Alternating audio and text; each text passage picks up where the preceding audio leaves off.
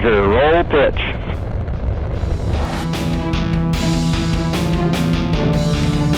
ছোটবেলায় আকাশের দিকে তাকাতে ভয় পেতেন তিনি। উচ্চতা যেন তাকে অদৃশ্য এক আতঙ্কে বেঁধে রাখত। অথচ সেই মানুষটি আজ চাঁদের পথে, নাসার মহাকাশযান আর্টেমিস 2 এর কমান্ডার হিসেবে। এই গল্পটি রিড ওয়াইজম্যানের।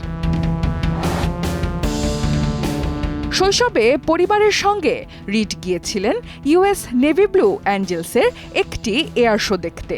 আকাশে উঠতে থাকা যুদ্ধবিমানগুলোর গর্জন, গতি আর নিখুঁত কৌশল তার মনে এক নতুন স্বপ্নের জন্ম দেয়। উঠতে চান রিড ওয়াইজম্যান। তবে স্বপ্নের পথটা সহজ ছিল না। মেরিল্যান্ডের বাল্টিমোরে জন্ম নেয়া ওয়াইজম্যান হাই স্কুল শেষে ভর্তি হতে চেয়েছিলেন ইউনাইটেড স্টেটস নাভাল একাডেমিতে, কিন্তু প্রথম চেষ্টাতেই ব্যর্থ হন। দমে না গিয়ে ওয়াইজম্যান বেছে নেন নতুন পথ। ভর্তি হন রেনসেলার পলিটেকনিক ইনস্টিটিউটে। পড়াশোনার পাশাপাশি যুক্ত হন নেভাল রিজার্ভ অফিসার ট্রেনিং কর্পসে। সেখান থেকেই শুরু তার সামরিক জীবনের যাত্রা। Back to the moon and beyond.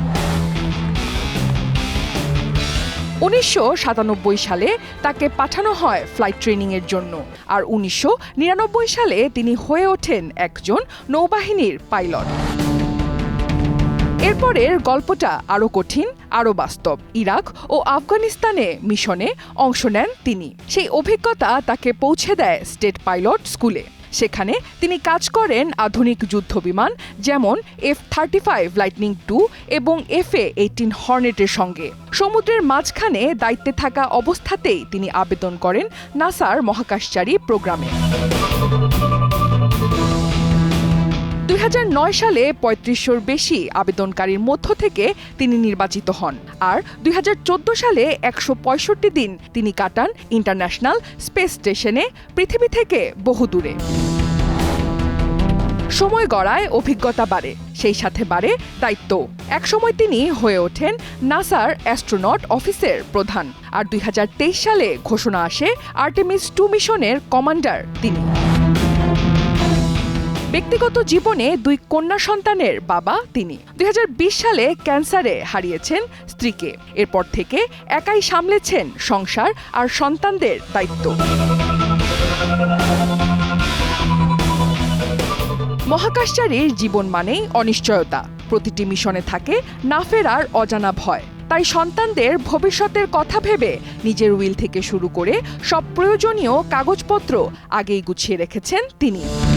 এই মিশনে ওয়াইজম্যানের সঙ্গে আছেন আরও 3 নভোচারী: mission specialist Christina Koch, Jeremy Hansen ও পাইলট ভিক্টর গ্লোভার।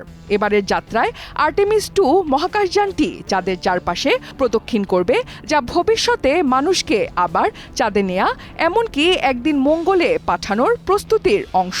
এই 4 নভোচারীর প্রত্যেকেই বিশ্বাস করেন যে অন্বেষণ করা মানুষের সহজাত প্রবৃত্তি। মহাকাশের এই বিশালত্বের মাঝে নিজেদের অবস্থান এবং অস্তিত্বের বড় প্রশ্নগুলোর উত্তর খুঁজতেই এই যাত্রা। অনন্যা দাস, সময় সংবাদ।